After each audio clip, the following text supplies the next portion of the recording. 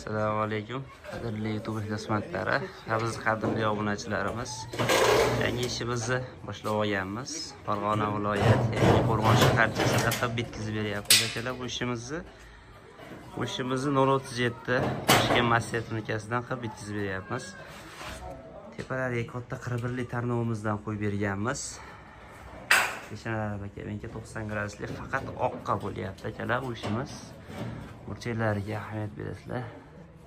Judayam cho'tga bo'lgan choplari. Kazirov tomonlari. Endi akalar sizlarni o'zimiz katta 41 tarnovimizni ko'rsatib o'tamiz. Cho'klari qanaqa kelishi, qanaqa kranshtayn ishlatilishlari haqida. Mana shu o'sha katta 41 tarnovimiz choklariga ahamiyat berasizlar. Judayam tekis va chiroyli chiqqan.